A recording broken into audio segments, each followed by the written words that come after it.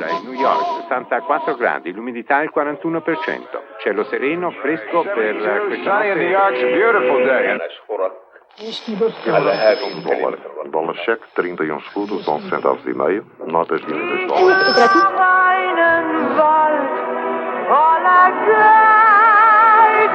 Daleko izvan Richmonda. To je Rich Furniture Company, 815 neka Avenue. On this small, crowded planet, human beings speak many thousands of different, mutually incomprehensible tongues. Men and women of the same culture or social structure, set in the same climate and landscape, may speak innumerable languages and fail to understand each other, though they live perhaps only a block or two apart. Dialogue Radio, the voice of New York. Men have seen this condition to be a mysterious curse. It has split them asunder. On ecology in the country today, I think you'd find a lot of people up there who tie in with the liberal message. আমার অন্তরে যদি উদ্বেলিত হতো এই কামনায় Lingaliweza kutikisa dunia. 98-67. Πριν πάτε στην Ελλάδα, πηγαίνετε στο... But is man condemned to live forever amid this frustrating confusion of tongues? Or is there some way in which the catastrophe at Babel can be undone? The idea, the dream of repairing the damage done at Babel is an ancient one. Mythology and some stubborn intuition have it that there was one language before Babel. Hence the fascinating, little understood phenomenon of speaking in tongues, or as scholars call it, glossolalia. God has got an army that is marching through the land, deliverance in their songs and healing in their hands. This is the basis of a number of Pentecostal sects in America and throughout the world.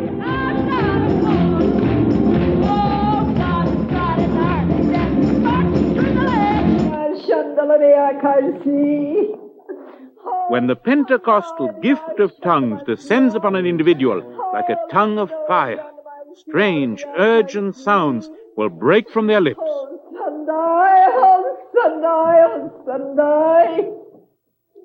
In these sounds, they claim, burn the syllables of the first and only true speech of man.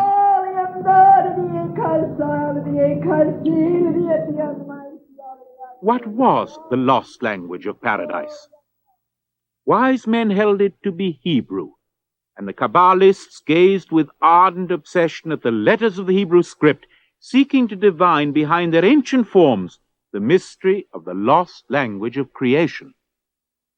Other sages argued that the original tongue of man must be Aramaic, for had that not been the language in which Christ had brought good tidings to mankind, first let all men learn to converse in Hebrew or in Aramaic, and mutual concord would be restored to the torn earth. But there was a second attempt to try and undo the whole disaster of Babel, and this time a very deliberate, a calculated, a rational attempt. Let me see whether I can show it in a very simple way. Let's imagine that I have here with me an Englishman and a Frenchman, both of them monoglots, that is to say, only speaking their own language. And I put up on the platform here, on the blackboard, on any kind of surface, some obvious word, house, on the one side, and then maison on the other. And our two friends just stare at each other, and possibly no progress at all has been made. Next step, I draw a picture of a house and connect it to the two words. Illumination and rapid nodding by both parties. Now a Chinese passes by and looks pityingly at our clumsy device.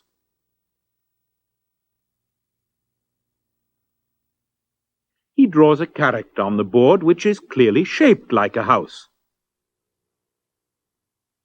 Both our friends stare at each other in a sudden delight of mutual understanding. The Chinese intermediary looks pleased and faintly supercilious. But here comes Gottfried Leibniz, Newton's great rival and one of the most prodigious minds in modern history. He looks at the picture of the house and wipes off everything else that's on our blackboard. Next to the house, he writes a number. A moment later, he brushes away the picture and leaves only the number. Our three friends stare at it for an instant and...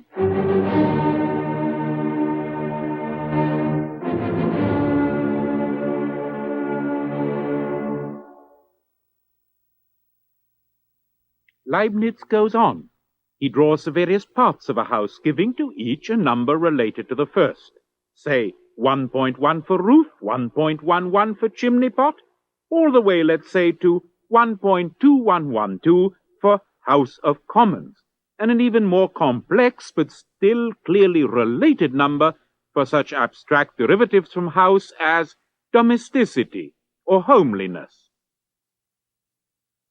Before long, we find ourselves not only with a kind of algebra of universal and immediate communication, but with something even more exciting. We have discovered and used the deep fact that all concepts are combinations of language. The trouble, alas, is obvious. You can't speak it. It won't work for ordinary human beings. Only for logicians, mathematicians, and silent philosophers. But Leibniz's Caractéristique universelle and other codes developed along similar lines have had a formidable air.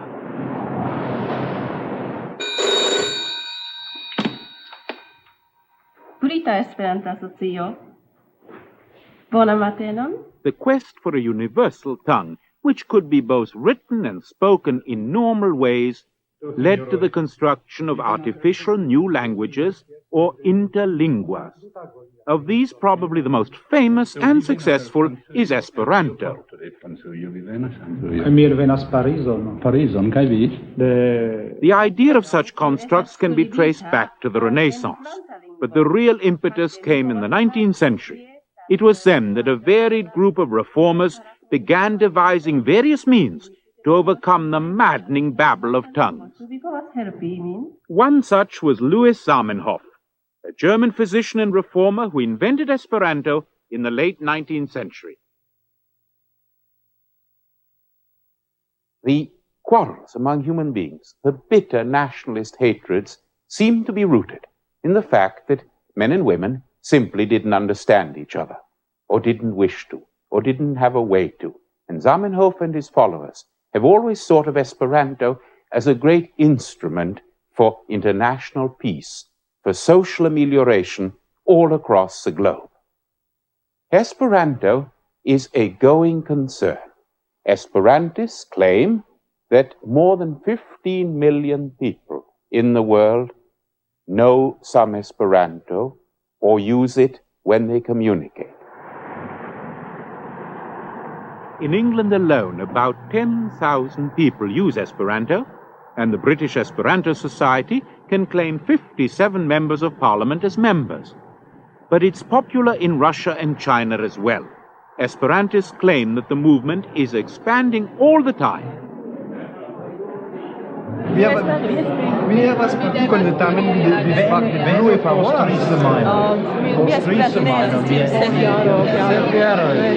Czy pensas że Esperanto estas facila? Yes, ege facile. Mi lernis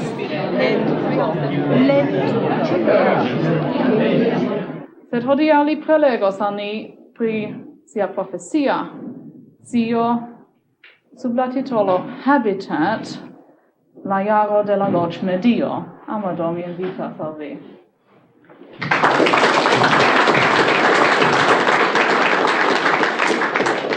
Dankon, Helen, kaj dankon al vi ĉiuj, kiuj venis ĉi tie por aŭskulti.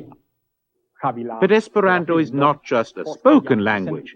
There's a large body of written literature, and the Society's library in London is the biggest in the world. From the start, Esperanto has, of course, produced translations of many of the world's famous books.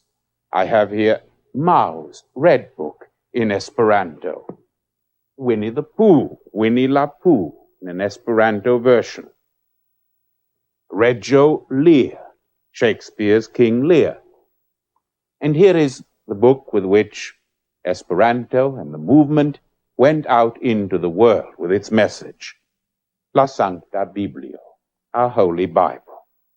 And when we look through it, open it to a passage which we all know, for example, the beginning of the Gospel according to St. John, we read, En la comenzo estis laborto, cae laborto estis cum Dio, cae laborto estis Dio.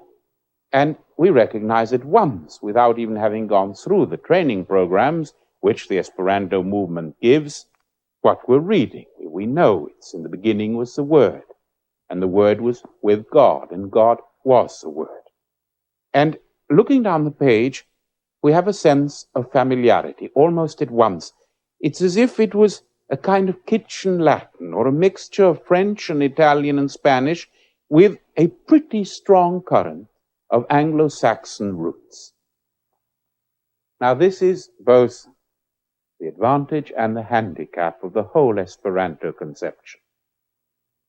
To a native speaker of Korean, or Urdu, or Swahili, there is nothing immediate, or obvious, or natural about an international code, or interlingua, which is overwhelmingly made up of European, French, Italian, Spanish, or German, English, roots and forms and grammatical structures. Esperanto went out into the world saying, we're breaking away from the old Western domination and political centrality. We are going to be the same for everyone all over the earth. And I don't think they are.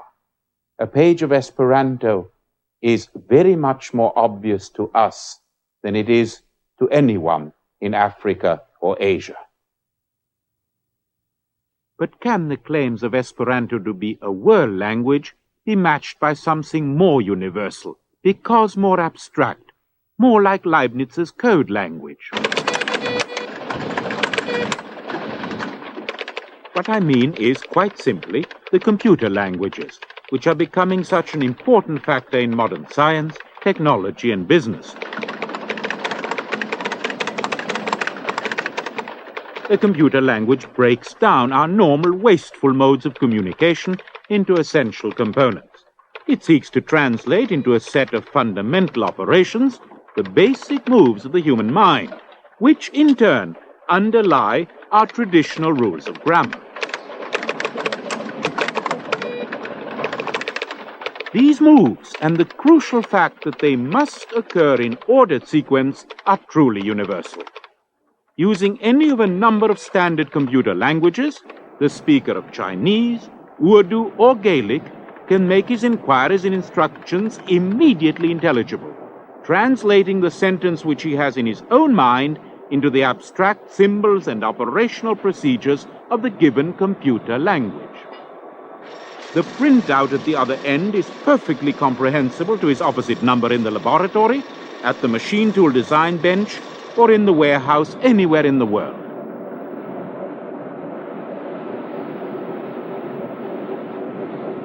Let's look at one place where the computer is being used today with what may be far-reaching consequences for us all.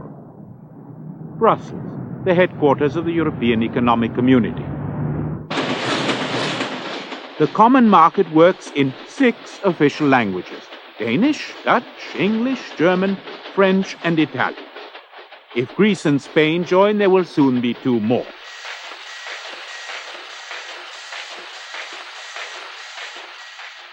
A mountain of documents, memoranda, reports, surveys, speeches, legislation has to be produced in all these languages, fast, for the machinery of the new Europe to work.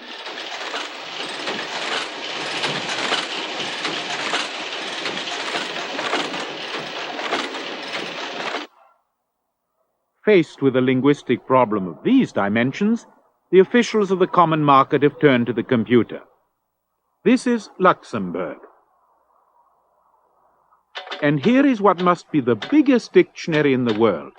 It is a computer which tirelessly stores words and their equivalents in the 6 languages of the community. It will give interpreters the equivalents of 100,000 words in 6 languages at the touch of a button.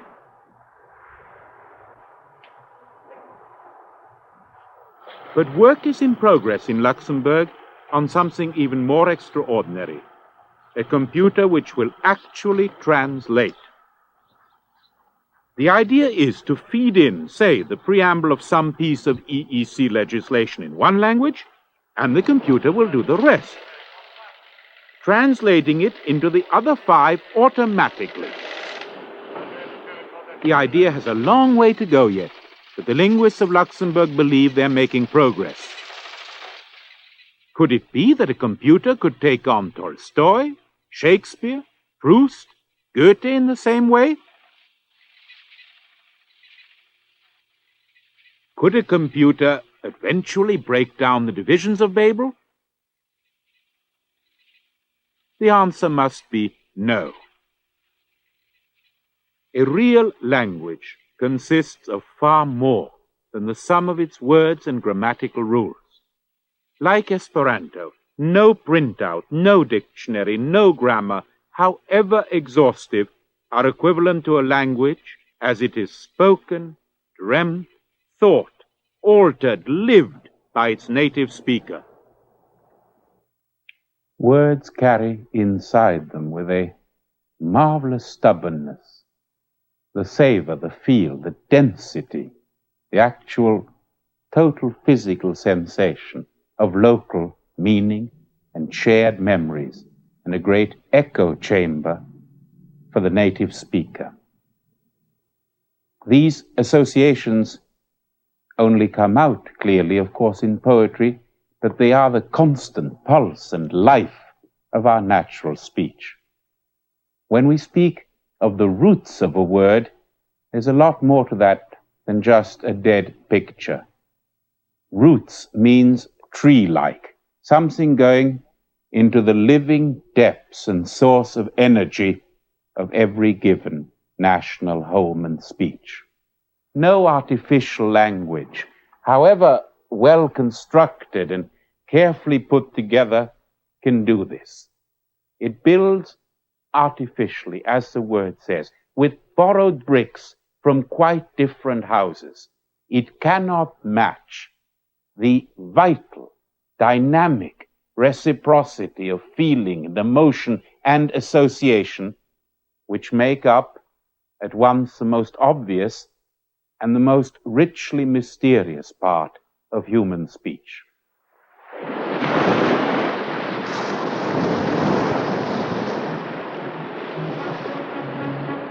If no artificial code can bridge the gap of warring tongues, what then of a natural language?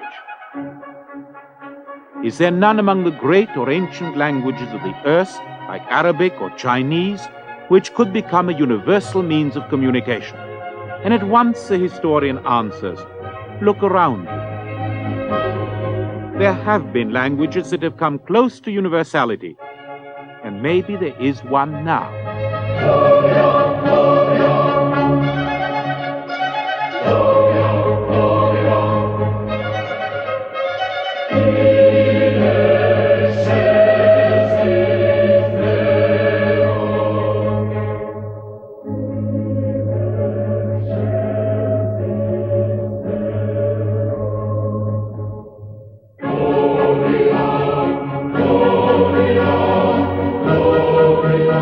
Wherever we look, vestiges remain of that sovereign linguistic universality that was Latin.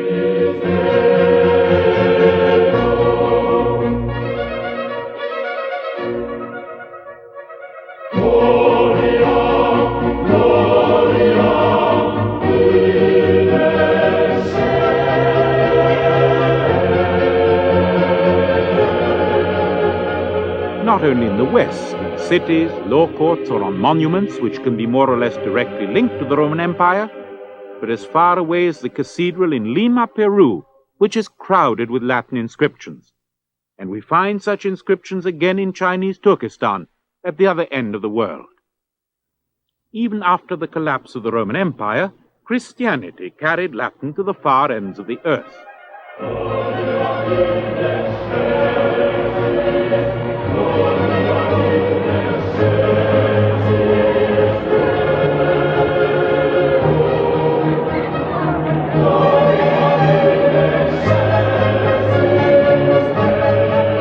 The claim of the churches, of Catholicism in particular, to universality, to Catholicity, the encompassing of all men in the brotherhood of revelation, was inseparable from the availability and universalizing genius of Latin. Descendat super vos et maneat semper. This genius, moreover, served the needs of those very scientists, philosophers, political theorists who were challenging the Church's authority. From the end of the Middle Ages to the early 18th century, scientific and philosophic discourse throughout the Western literate world takes place in Latin. It is in Latin that Descartes and Spinoza meditate on the nature of human existence and institutions.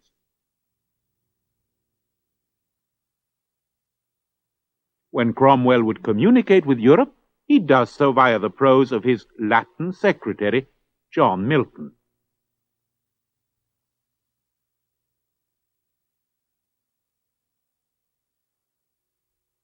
Descartes addressed his scientific and philosophic peers in Latin. But this is only half the story. Descartes chose to write several of his most famous works in French. It is no accident that the great champion of re-emergent France spoke his language with a relish that awoke echoes of the 18th century, when French became the internationally dominant language of the literate as Latin receded. J'ai besoin que le peuple français dise qu'il le veut. Many a courtier or public servant at the Prussian court, or in St. Petersburg, or in Naples during the 18th century, spoke French more easily than he did his native tongue. Diplomacy and science, belles-lettres and personal correspondence were couched in French. Wherever good society or men of different nations met, conversation and letter writing, conspiracy and gossip were conducted in the language of Montesquieu, Voltaire, and Madame de Sévigné. The ideological dynamism of the French Revolution and the unique luster of Paris as capital of 19th century art, literature, and political thought gave to the French language a continued authority. And not just authority. The French language has inspired, at least throughout the West, a sort of special affection.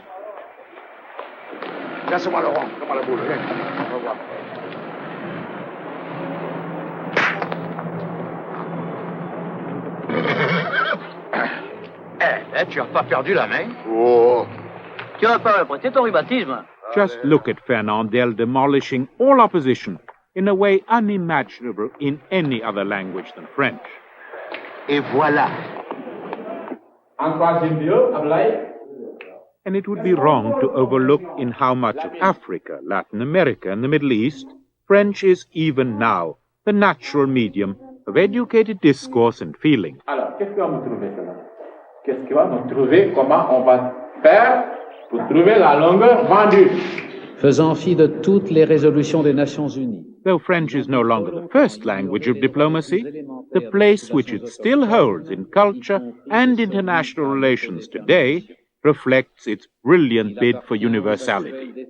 Vive le Québec!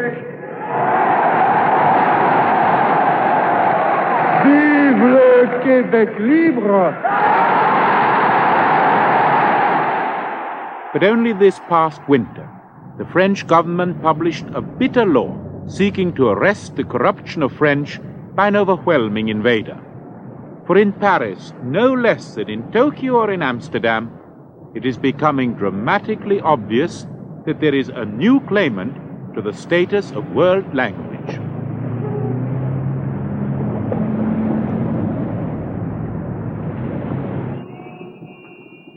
When it seemed certain that the Allied powers would win World War II, Churchill and Roosevelt met and promulgated the Atlantic Charter.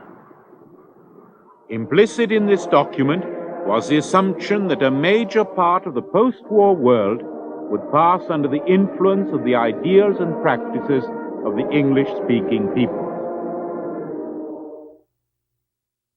Dr. I.A. Richards, one of the foremost educators and literary critics of our age, thought likewise. He had been working on the idea of a basic English, a selection of 800 to 1,000 essential English words, which, together with a simplified grammar, would provide the world with a genuine means of communication and material progress. Set out by means of pictures and easy phonetic transcriptions, basic English would enable the newly emancipated peoples of the Third World, as well as emergent superpowers such as Russia and China, to participate in the liberal hopes and technological achievements of the victorious Anglo-American community.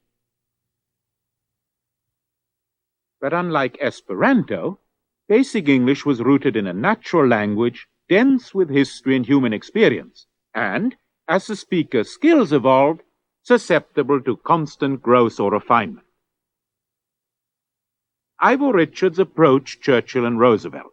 They were sympathetic, but basic English did not receive the impetus it had hoped for. Yet something very much like it has, in fact, tided across the face of the earth.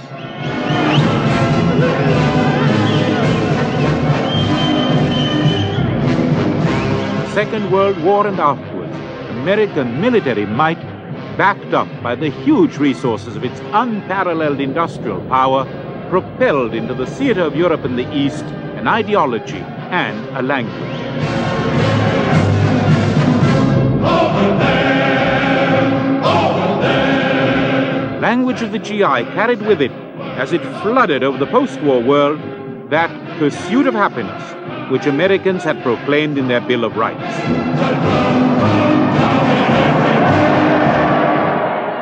It was irresistible. That's candy from the men who fly the planes floating down on handkerchief parachutes. This is Operation Little Victuals, an unofficial offshoot of Operation Victuals, the airlift to Berlin.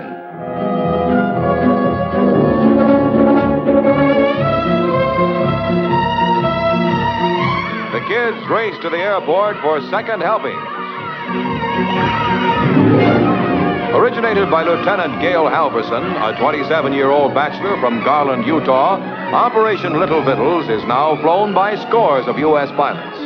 They're just about the most popular men in Germany today.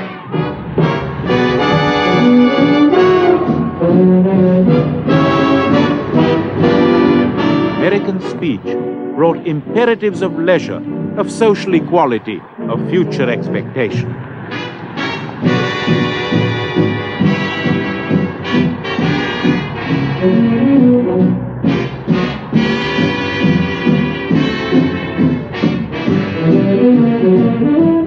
The laundromat, the drugstore, the home permanent, the TV dinner, these were more than words or mass consumption gimmicks. They proclaimed an easier, quicker, more informal existence. Pounding in the pop lyrics, streaming out of the film, the glossy magazine, and above all the television screen, the American English world pigeon proved fantastically attractive. Generations swung to its nervous, inventive beat. English has become the obligatory second language of the world. He smokes cigarettes. A cigar. Right, he smokes cigars. Repeat. He smokes cigars. Very good. But does Mr. Schmidt smoke? Yes, Mr. Schmidt smokes. Good. Does Mr. Schmidt smoke cigarettes or cigars? Mr. Smith smoked cigars. If he has not learned English as a schoolchild, the businessman in Brussels or Buenos Aires, the engineer in Ankara or Milan, The insurance executive in Hamburg or Jakarta is learning it as best he can in special crash courses for would-be tycoons, from cassettes and correspondence lessons in the local Berlitz school. No, he doesn't a cigar. He doesn't.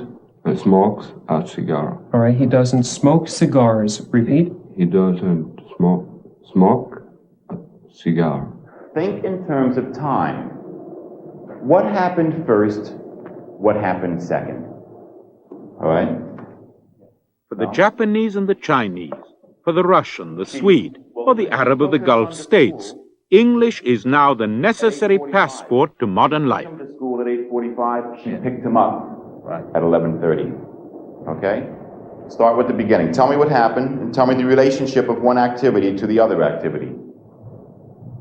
After she took her son, after they had lunch, after he took her son, so they went to have It is lunch. not basic English, quite in I.A. Richards' sense. The language which now covers more and more of the earth is a kind of simplified, idiomatic American English, with the emphasis on the American component. Even as Latin was the tongue of law and of the church, even as French was the speech of good breeding and international exchange, so English is the language of modern science. An estimated 80% of the scientific papers now published in the world appear first in English. When scientists meet, they speak English and derive from English the vocabulary of their craft. There are rows of English language technical journals on the shelves of the Moscow Institute for Metallurgy or in the Aeronautics Design Center of Toulouse. Science generates technology, and here again English is dominant.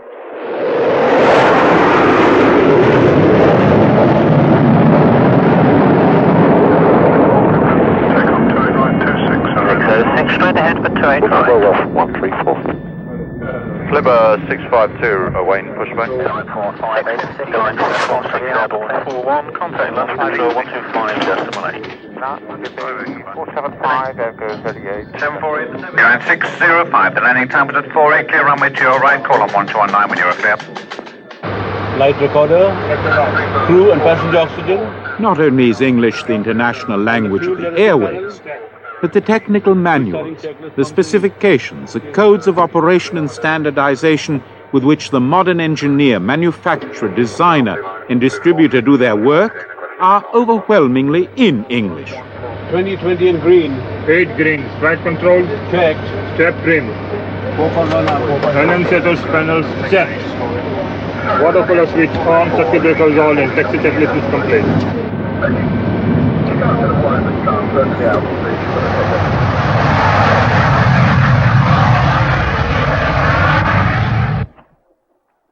Thus, to an extent that far surpasses the aspirations of Latin or of French, it is English. It is English in its American guise, which is now the lingua franca, oh, irony of that French-Latin tag, of men toiling towards literacy and better lives across large parts of the planet.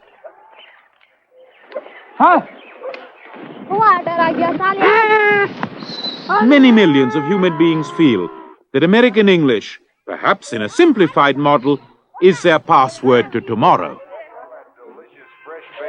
Tasty Cake got something extra special for you. It's 10-cent savings on some of your favorite Tasty Cakes, like family packs of Tasty Cake chocolate cupcakes, Tasty Cake butterscotch, jelly, and lemon cream-filled crimpets, Tasty Cake peanut butter, chocolate, and coconut candy cakes.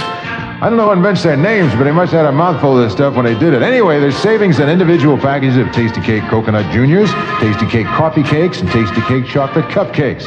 Just head for the Tasty Cake aisle at your favorite store, huh? Back to school time is the best time to stock up on Smuckers. This month you'll find plenty of grape jelly and strawberry jam in the 2-pound family size featured on your grocer's shelves. Thank you very much, Mason. That's beautiful. It's 11 minutes past 2 on WABC. You want to win a watch? Listen here.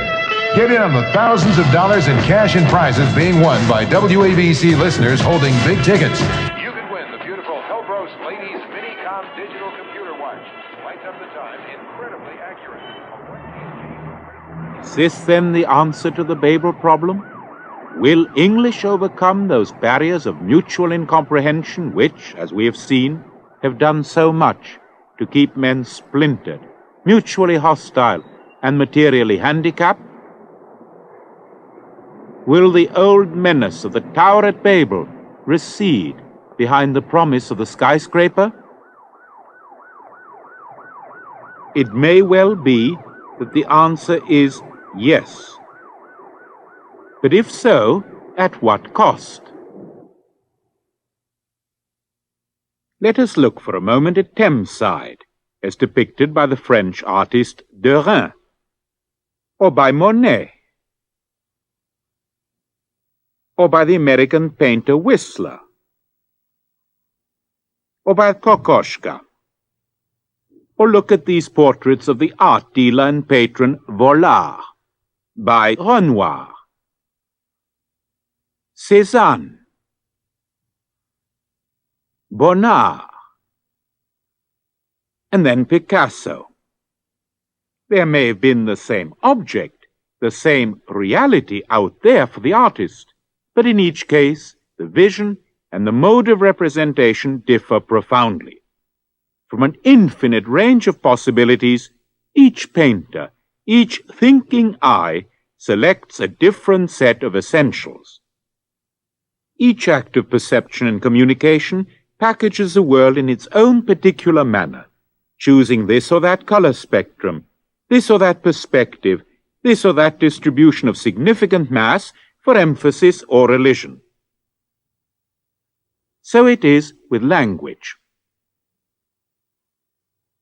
When Monet looks at the French coast, we experience a feeling of recognition. We know that the register of colors, the distribution of planes, the selection of salient detail is not merely the product of individual vision, but of a deep-rooted cultural heritage, of a shared remembrance which both reflects and shapes the motion of the painter's hand. In language, this process of organization, of making organic, is so immediate as to be almost unconscious. But it is even more powerful than that of visual style.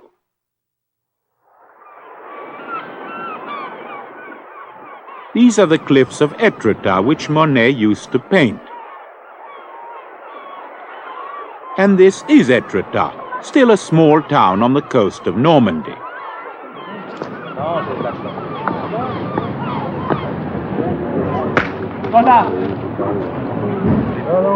It's an attractive but ordinary enough place. Let's look at it in terms of the French language and consider how no language can ever, in any fundamental sense, replace any other.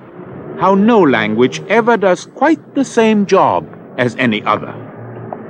The boulanger bakes du pain, which doesn't really taste, smell, or feel like our bread, because it isn't. For drastic reasons of history and ideological protest, pain carries central intonations of want.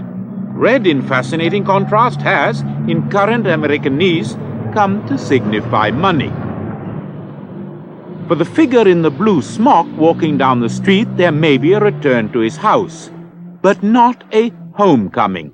French has no such word. For the children swimming here, the sea is pas profond, or not deep. It can't be shallow. Again, the French have no such word. Language is both the container and the shaping spirit of the ways in which we experience the world. Every single language embodies and gives expression to a particular way of organizing, perceiving, understanding reality. Allez, belle, Madame Lorraine Claude, hein, profitez, 3,90. Un petit coup d'œil, mesdames, là, hein. Oui, je veux pas les petits. Mais non, voilà, 5 francs et 3,90. Human senses are, broadly speaking, the same throughout the earth. But the mental picture of the world, which makes up that complex living framework of social existence which we call a culture, varies immensely from community to community. And it is of this variety that language is the preeminent medium and preserver.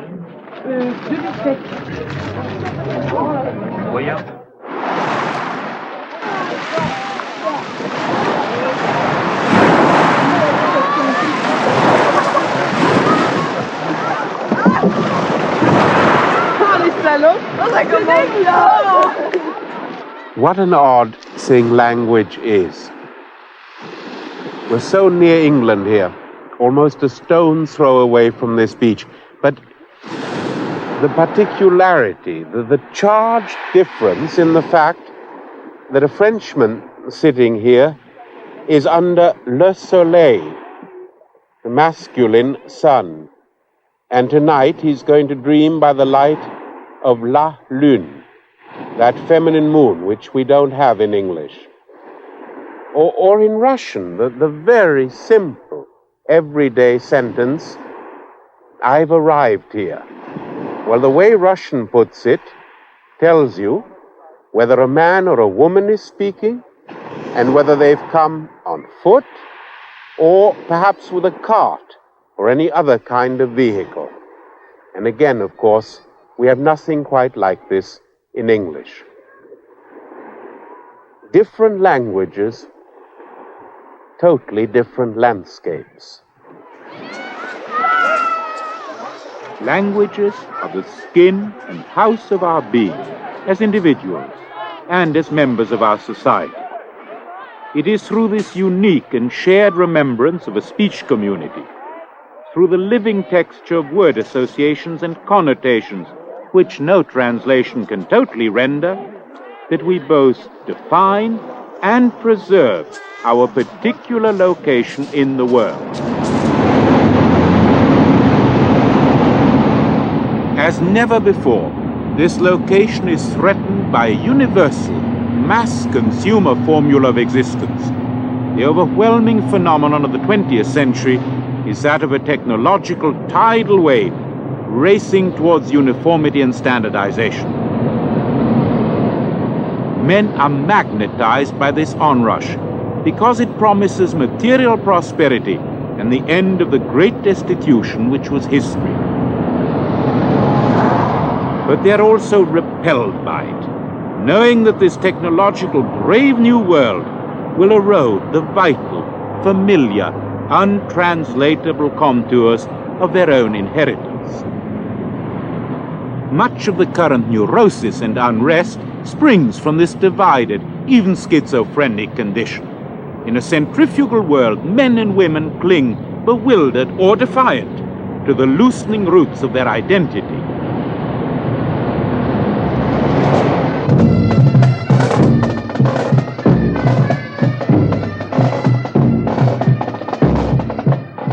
Once, not long ago, religion would have provided the backbone of stability and communal awareness. But religion is weakening, and consciously or not, men are clinging to their past and clinging to their language.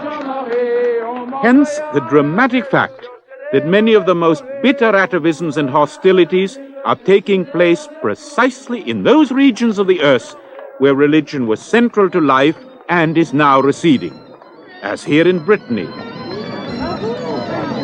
but also in Ireland, Wales, French Canada, the Italian Tyrol, Catalonia, or the splintered provinces of India. But behind this defiant flourish of folklore lies the fact that the very Bretonness it celebrates is being eroded, that the Breton language is dying.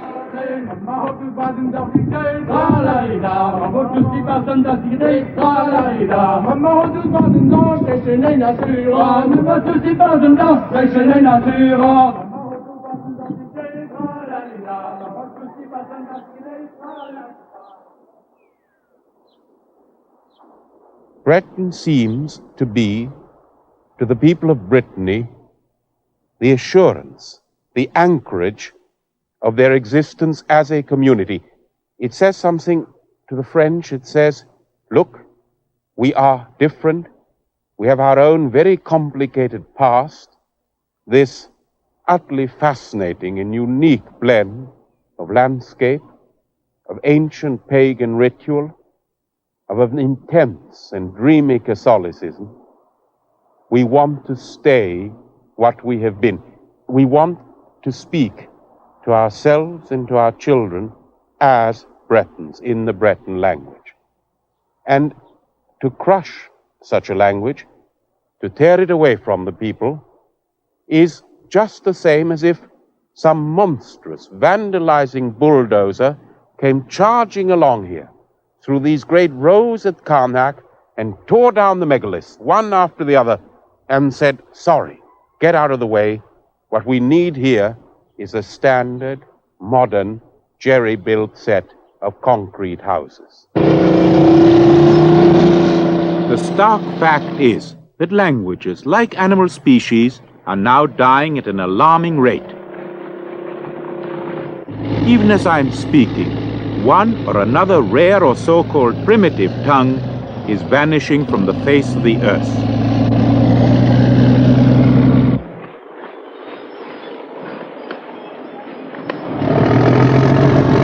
In what is very likely the most important revolution of feeling since the Second World War, we have been made agonizingly aware of the destruction of our natural environment.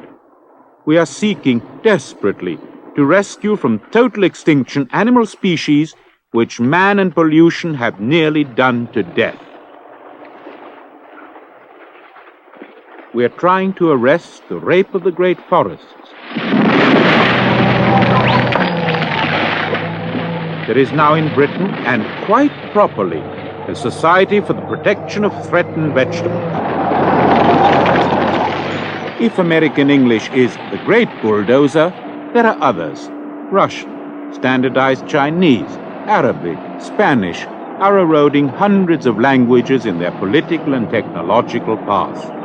No one knows just how many tongues have been extinguished over the past decades in the Amerindian world of South America, or how many disappear annually in New Guinea or Equatorial Africa. But the marks of the steamroller scar the earth.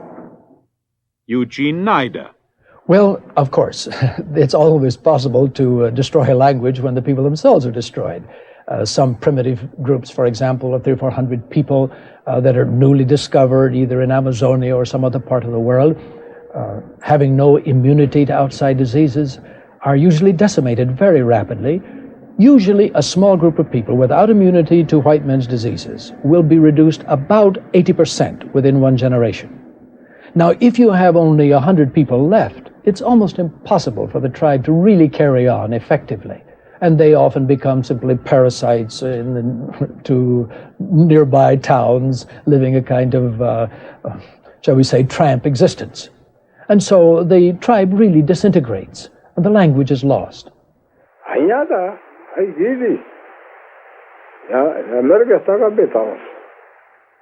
This man was the last speaker of Asaks, a language obliterated by the twin pressures of Maasai and German. He lived south of Mount Kilimanjaro and was that most ghostly of individuals, the last living native informant.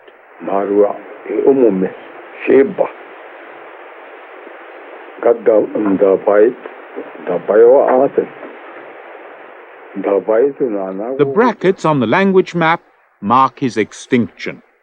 But we need not look at the jungle or the tundra to find examples of the death of languages. In Great Britain, the last natural Manx speaker died only a year or so ago.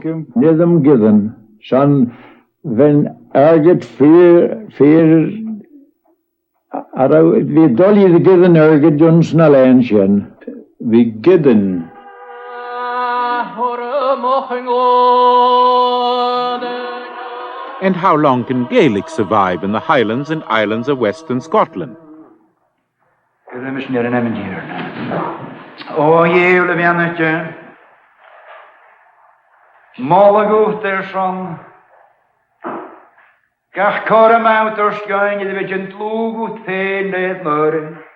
When people like this die, there dies with them, beyond any hope of resurrection, a history, a mythology, an oral literature, a grammar of kinship relations. In short, a complex world for which no other is a substitute. There is a particularly sad exhibit in the library at the American Bible Society, a Bible translated into Algonquin Indian. By the time the translation was completed, the race for whom it had been written had been destroyed. There was nobody left who could read it.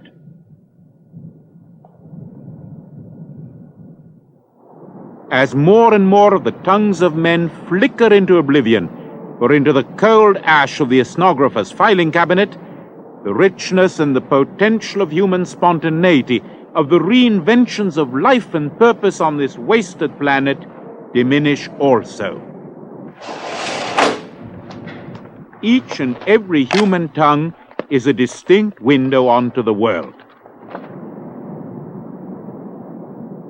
Looking through it, the native speaker enters an emotional and spiritual space, a framework of memory, a promontory on tomorrow, which no other window in the great house at Babel quite matches. Thus, every language mirrors and generates a possible world, an alternative reality. This, I believe, is the clue to the riddle we began with. The seemingly absurd, economically crippling, socially, politically divisive multiplicity of human tongues, a multiplicity going into the thousands, represents an absolutely essential mechanism of human freedom.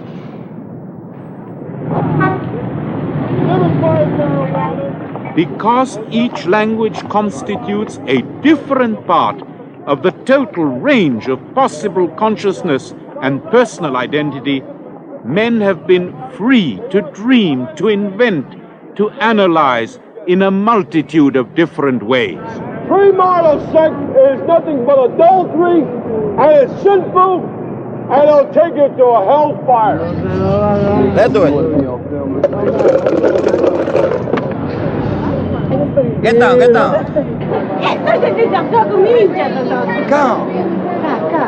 Allora può cominciare, dai. Che sta parte? Se si dice cavolo cavolo, Creo que seguimos.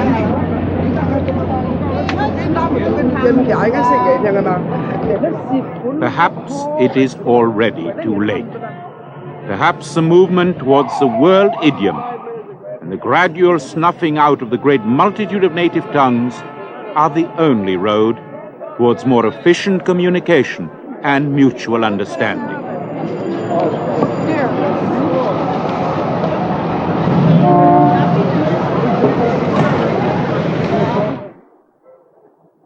What I've been trying to say is that the price of standardization will be very great. That here, as in many other spheres, uniformity spells a kind of death.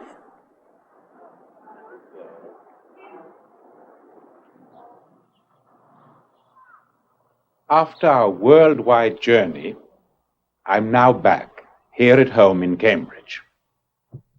And there are two things I would like to say, which seem to me of overwhelming importance. The first is this. By means of language, human beings can do something utterly fantastic. They can say no. No to what would otherwise be the seeming inevitability of organic life, the monotony of birth and death. And they can say no in a whole number of marvelous ways. Above all, by using the future tense, by speaking about tomorrow, or about that extraordinary day after one's own funeral, or about a moment 1 billion years from now and the chemistry of the sun. And because we can use the future tense, we can dream and speak and express the hope that tomorrow will not only be different, but better. And the second point is this. Every one of the world's 1,000 languages says no, or says, I will hope and dream about tomorrow in its own special way. Every single language contains a world, a rich world of human freedom, as against the inevitable organic world of our animal lives. And this may bring us back to Darwin. You remember what he said about adaptation for survival. I believe that despite the economic, political, social suffering brought on by this great Babel after Babel, it is just this multitude of human tongues that has made the human animal able to adapt and survive what must have been the numbing discovery of the inevitability of personal death. We saw at the end that today a world language, American English, may be advancing across the crazy quilt of human tongues and eroding them. And that leaves us with the final and principal question. Will the great towers of neon and glass, with their promise of happiness, with their neon covenant for man, will these skyscrapers, as they march across the map, prove any more durable than that mysteriously broken tower at Babel?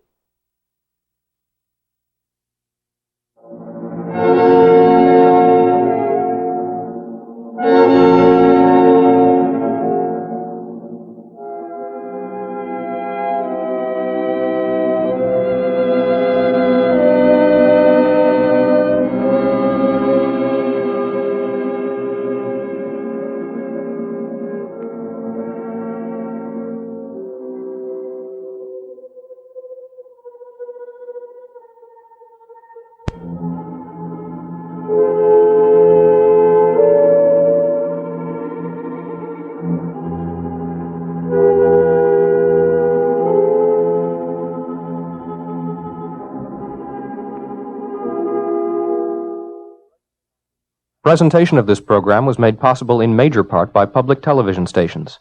Additional support was provided by unrestricted general program grants from the Corporation for Public Broadcasting and the Ford Foundation, and by grants from Exxon Corporation and the National Science Foundation.